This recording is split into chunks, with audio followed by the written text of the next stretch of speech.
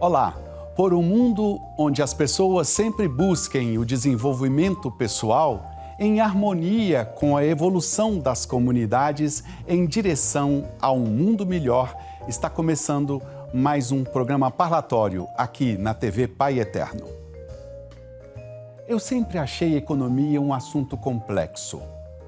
Além do fato de eu enfrentar muita dificuldade com matemática, sempre me intrigou figuras quase humanas como o dinheiro e o mercado. E como sempre, avancei muito no entendimento do quanto os sistemas econômicos podem produzir injustiça social e pobreza, eu alimentei uma certa antipatia pela disciplina e, com isso, me encontro entre aqueles que, sinceramente, entendem muito pouco do assunto. Desconfio que não estou sozinho nessa situação.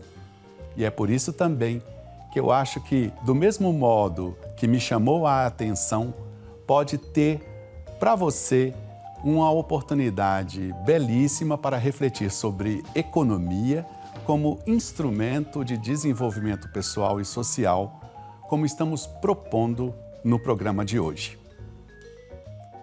Para conversar conosco sobre economia e desenvolvimento pessoal, nós convidamos o Presley Vasconcelos. Ele é economista e mestre em economia pela Universidade de Maringá, no Paraná. Ele é também professor e criador de conteúdo na internet.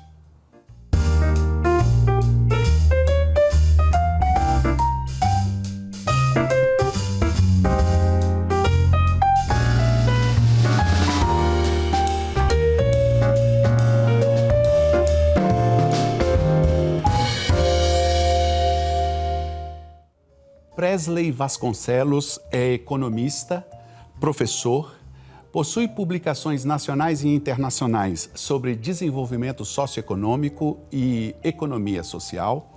Atualmente cria conteúdos na internet sobre economia, finanças, política e empreendedorismo de forma bem-humorada, descomplicada e acessível. Essa linguagem é uma estratégia para alcançar cada vez mais pessoas. Atualmente, ele conta com mais de 30 mil seguidores nas redes sociais. Para Presley, sua missão como economista é desmistificar os mitos sobre o dinheiro e ajudar as pessoas a acessarem uma melhor qualidade de vida através dos investimentos. Presley, é um prazer receber você aqui no programa Parlatório. Seja muito bem-vindo. E eu já começo com uma provocação.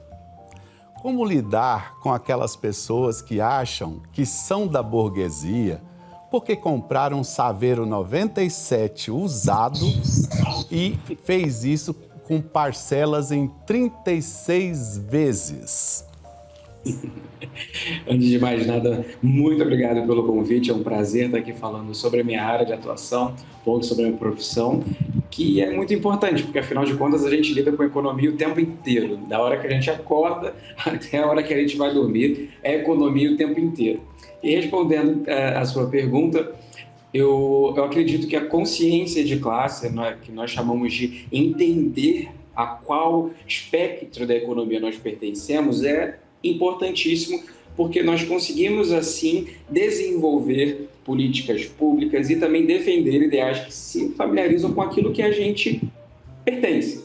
Então, como você falou, né, tem gente que compra uma Saveiro ou compra uma geladeira de inox e acha que faz parte da burguesia, sendo que a burguesia não são essas pessoas.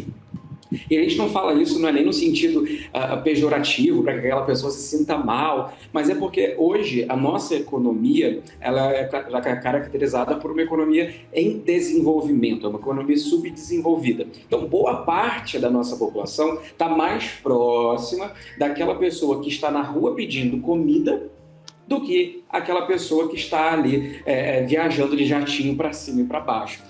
Então, essas pessoas elas precisam se identificar e entender em qual espectro elas estão. Será que elas estão vivendo mais próximo daquele milionário que não precisa trabalhar? E aí que entra essa concepção de falarmos o quê?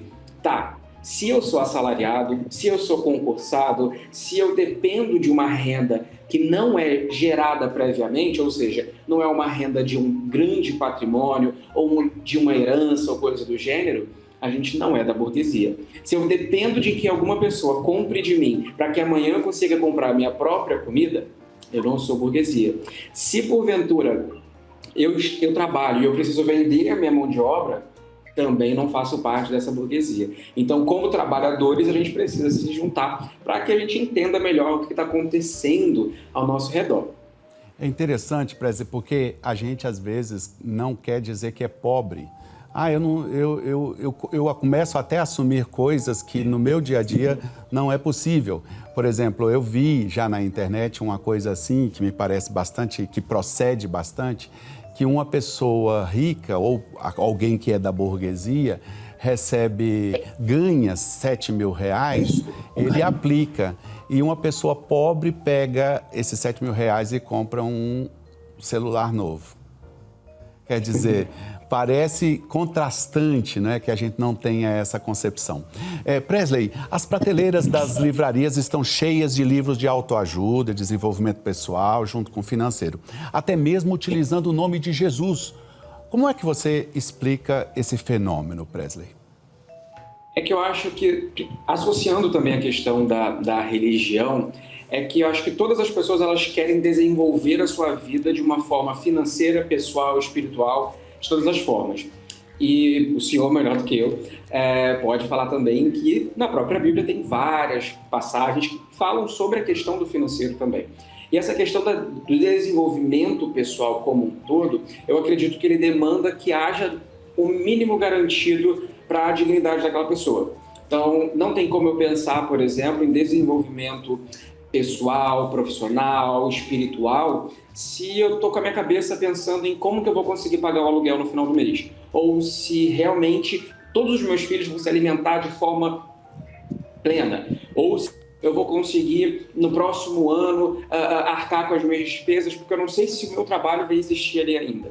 Então, eu acredito que a gente precisa, numa pirâmide de necessidades básicas, a nossa base precisa estar bem saciada, que são alimentação, direito a necessidades básicas fisiológicas, que são dormir, ir ao banheiro, conseguir tomar banho, conseguir fazer o básico das coisas. E vem aí outros pontos para a gente poder desenvolver os outros departamentos da nossa vida. Então, eu acredito que essa questão de associar também à própria religião também tem muito disso, de trazer também como uma saída, como um escape também para mostrar para a sociedade que a gente precisa ter essa base, né? Que a gente precisa entender que sem alimentação coerente, sem uma estrutura digna, a gente não consegue desenvolver como um ser humano por completo. Eu concordo com você e eu acho até que quando a gente que tem o costume de, até por uma questão de profissão, né, de estar mais próximo da palavra de Deus, a gente entende que sem essas condições básicas, elementares, a própria vocação humana está comprometida, porque a gente não nasceu para passar fome, a gente não nasceu para viver indignamente, então isso é básico. Eu queria te perguntar o seguinte, qual que, na sua opinião, são as implicações desse discurso de desenvolvimento pessoal, de meritocracia, numa sociedade tão desigual como a nossa? Eu acho que o pior problema que acontece é que nós sentimos muita culpa. Então, esse discurso de meritocracia, ele culpabiliza o pobre pela situação de pobreza. Como assim? Ele faz com que aquela pessoa que more na região rural, por exemplo, e que não teve tanto acesso, tanta oportunidade de educação, ela se sinta mal porque ela é pobre, porque ela não, entre aspas, se esforçou o suficiente. Só que a gente contrabalanceia isso. Como que eu posso, por exemplo, comparar uma pessoa que nasceu numa região rural, numa região mais pobre, uma região que não é urbana e não teve nenhum tipo de acesso, com, por exemplo, uma criança que nasceu no asfalto, né, como a gente chama, em relação a isso, que teve curso de inglês, que teve também a questão da alimentação, que hoje várias pesquisas mostram que a alimentação na infância faz muita diferença na capacidade cognitiva das pessoas, né? E aí isso influencia também nos estudos, na capacidade dela de conseguir alguma coisa. Então não tem como a gente comparar uma criança que nasceu comendo peixe 3 vezes na semana com uma que mal tinha calabresa. Então eu acredito que esse discurso de meritocracia, ele faz com que a gente se sinta pobre, não necessariamente pobre, acho que faz com que a gente se sinta culpado e responsável por um problema que é estrutural.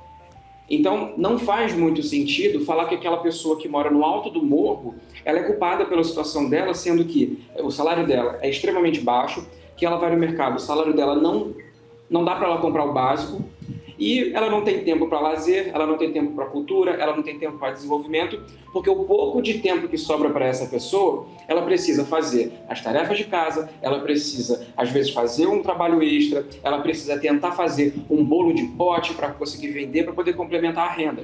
Então, não tem como fazer um discurso de meritocracia em um local como o nosso, que é subdesenvolvido e que todos nós não partimos do mesmo local. Então, se a gente não parte do mesmo local, não há como a gente fazer essas comparações e, principalmente, usar esse discurso de falta de esforço, de falta de inteligência, ou talvez mesmo de preguiça. Porque eu duvido que aquela pessoa que acorda 4 horas da manhã, pega vários metrôs, chega 11 horas da noite em casa, precisa fazer comida para outro dia, precisa cuidar de crianças, precisa cuidar da família. Duvido que essa pessoa é preguiçosa ou que ela não está se esforçando o suficiente. Muito interessante mesmo, mas eu vou precisar de pedir licença 1 minuto para você para fazer um rápido intervalo. Daqui a pouco nós voltamos com o programa Parlatório. Hoje estamos conversando sobre economia e desenvolvimento pessoal com o Presley Vasconcelos. Até já!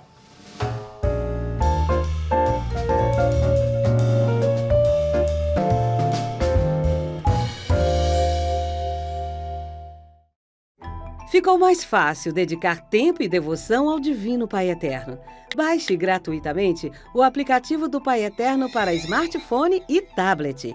E tenha com você conteúdos exclusivos do Pai Eterno 24 horas por dia. Nele você pode acompanhar as novenas do Filhos do Pai Eterno, do Perpétuo Socorro e ao Sagrado Coração de Jesus, além do Santo Terço. Basta clicar no ícone Novenas e escolher o programa e qual edição deseja assistir. Fique conectado com o Pai Eterno a qualquer hora, em qualquer lugar.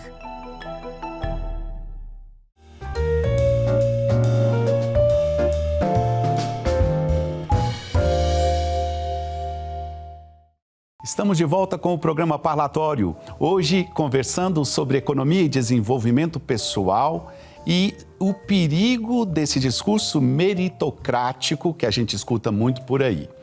A gente está falando sobre tudo isso. O nosso convidado é o economista Presley Vasconcelos.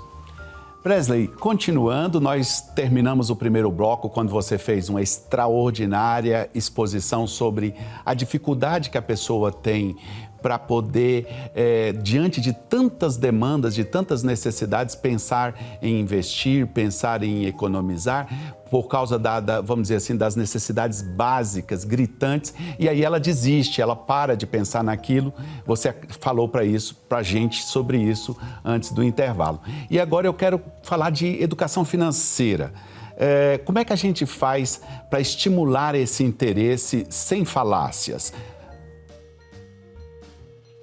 A gente precisa começar a entender qual é o benefício da educação financeira na nossa vida e não distanciar e colocar como se fosse uma realidade impossível.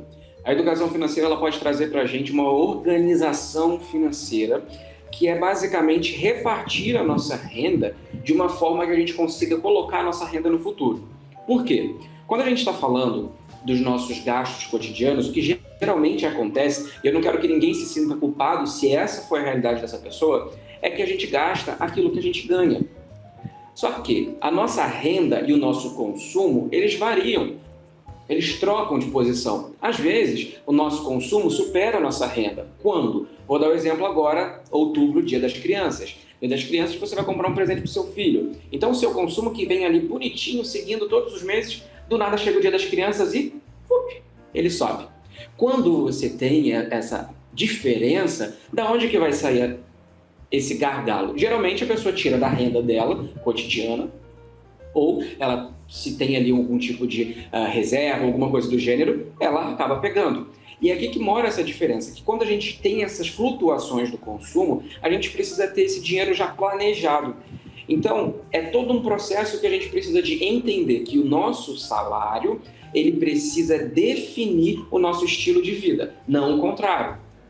Então, para aquela pessoa que ainda, né, não teve esse tipo de conhecimento, ou ainda não teve esse contato, é importante começar a se perguntar o que pode ser feito para tentar aproximar. Porque a gente precisa pegar um pedacinho da nossa renda, daquilo que a gente ganha hoje, e repartir ao longo da nossa vida. Que é pegar um dinheiro para poder comprar o presente de Natal, que vai chegar em dezembro, já que você vai precisar, para comprar talvez algo que você queira para daqui 2 anos, ou para pensar na aposentadoria. Porque o nosso rendimento, tudo aquilo que a gente ganha todo mês, toda semana, a gente precisa repartir um pedacinho para jogar para frente, para que a gente coloque ao longo da nossa vida para dispersar esse consumo. Para quando rolar essas variações, aí a gente tem de onde tirar. Então, a primeira coisa que a gente precisa entender é ver em qual local eu me encontro. E tá tudo bem também se você está naquele posicionamento de endividamento, ou se está naquele posicionamento de não tá batendo a conta ainda, estou tendo que pegar dinheiro emprestado, usar o cheque especial. O importante é começar. O importante é entender qual o benefício. O benefício é que você vai conseguir, sim, se você ajustar aqui, ajustar acolá, você vai conseguir talvez comprar o presente de Dia das Crianças de uma maneira tranquila, você não vai se apertar no Natal, talvez você consiga fazer algum tipo de viagem no final do ano. Então, observando aquele benefício que a educação financeira te traz, eu acho que é uma baita de uma motivação.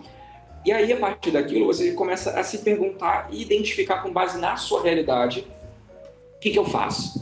Ok, então se a minha renda está muito acima, né, minha renda está muito próxima daquilo que eu estou consumindo, certo, eu preciso pensar um pouquinho, ver onde eu posso cortar, ver aquilo que eu posso tirar dali para tentar ajustar para sobrar um pouco. Só que isso não é uma tarefa fácil, isso não é uma tarefa que a gente faz de uma hora para outra. E como eu falei, é uma tarefa em conjunto, é uma tarefa que nós como indivíduos fazemos e também fazemos para melhorias políticas, econômicas e sociais no completo.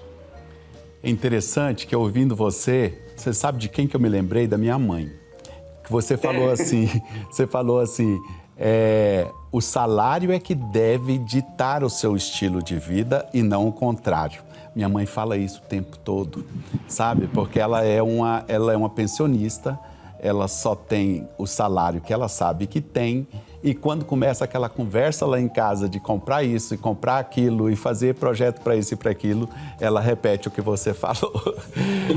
Muito interessante. Há quanto tempo, Presley, você começou a desenvolver seu trabalho de educação financeira nas redes sociais?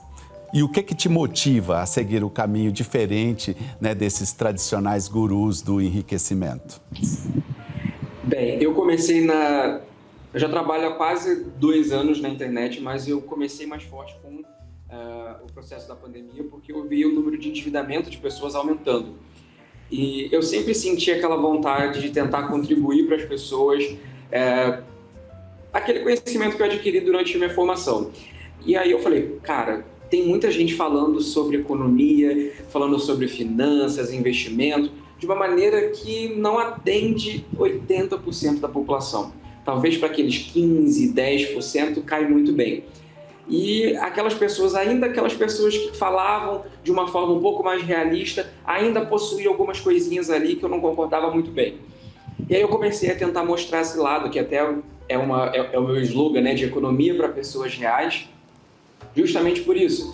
Porque a gente precisa falar de economia para pessoas reais. A gente precisa falar para a dona Maria, que está ali comprando o seu pão todo dia de manhã, sai para trabalhar para fazer a faxina dela. A gente precisa falar com o seu Francisco, que está lá na roça essas horas. A gente precisa falar com o Antônio, que está indo estudar de manhã cedinho e tudo mais. A gente precisa conversar com as pessoas e entender a realidade. E eu comecei a observar que muitas daquelas pessoas viam exatamente essas pessoas que estavam trabalhando na internet como gurus, como pessoas que elas observavam esse discurso, que é muito lindo na prática, na teoria, na verdade, que faz sentido quando você ouve, mas quando você aplica não faz sentido, não sai do papel.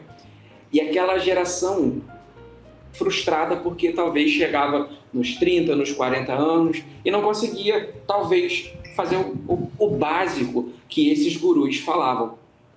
E aí eu falei, não, pera lá, tem uma coisa errada, vamos tentar conversar aqui. E também pelo fato de economia ser algo, como o senhor mesmo falou no começo, algo complexo para algumas pessoas. Então, eu que venho da academia, né, trabalho fazendo pesquisa também, e no meio acadêmico a gente é um meio muito fechado, no sentido de produzir para a academia. Eu falei, por que não levar para as pessoas isso de uma maneira que faça sentido? Com que aquela pessoa que não saiba nem o que é taxa de juros, mas ela está pagando o crédito especial, o cheque especial do banco, que está sofrendo pelos juros altos, que ela consiga entender. Então, eu senti essa necessidade de falar uma linguagem um pouco mais popular, um pouco mais leve, que fizesse com que aquela pessoa se sentisse atraída por aquilo. Porque fazia falta, justamente para que aquela pessoa se interessasse a entender como, beleza, o Banco Central está aumentando a taxa de juros. O que isso vai influenciar na minha vida? Por que o preço da cenoura estava tão cara esses tempos atrás e agora já está mais baratinho? Ou o preço da carne, o que está influenciando o preço da carne? E o preço do aluguel que eu pago? Então, tudo isso é economia. Só que as pessoas, às vezes, elas se baseavam no ciclo de vida delas, né, no dia a dia, em crescer, casar, ter filhos e tudo mais, só que elas não tinham aquele contraponto do momento econômico, do ciclo econômico. E isso acaba fazendo com que as pessoas paguem mais caro, as pessoas, às vezes, não conseguem organizar suas finanças nesse sentido. Então, por isso que eu acho importante falar de pessoa real para pessoa real. Falar numa fala e numa linguagem mais simples e mais acessível, para que a gente não elitize mais ainda esses conhecimentos que são importantes e fazem todo sentido na vida de qualquer pessoa. Presley, durante a nossa conversa, em muitos momentos, nós vimos na tela um modo de a pessoa que está nos acompanhando agora te acessar nas redes sociais e poder conhecer melhor seu trabalho. Muito bom te ouvir. Mas o nosso tempo está terminando e a gente sempre encerra. Aliás, eu queria fazer uma observação. Eu olho para você e fico pensando que você tem 18 anos, não parece um professor pós-graduado. Então, parabéns pela sua iniciativa, sua juventude. Nós sempre encerramos nossas conversas aqui trazendo uma citação e pedimos que o nosso convidado faça um breve comentário sobre ela. No seu caso, a gente vai pedir para ser bem breve mesmo, porque o nosso tempo está terminando. Nós trouxemos uma palavra do Papa Francisco. Ele falou aos participantes do encontro com jovens economistas na cidade italiana de Assis. O Papa disse o seguinte, abre aspas, as vossas universidades, as vossas empresas, as vossas organizações são canteiros de esperança para construir outras modalidades de entender a economia e o progresso, para combater a cultura do descarte, para dar voz a quantos não a têm, para propor novos estilos de vida. Fecha aspas. Eu acredito que, quando ele fala sobre isso, ele comenta sobre a justiça social. Que a justiça social é a garantia dos direitos básicos, que é o que nós falamos agora.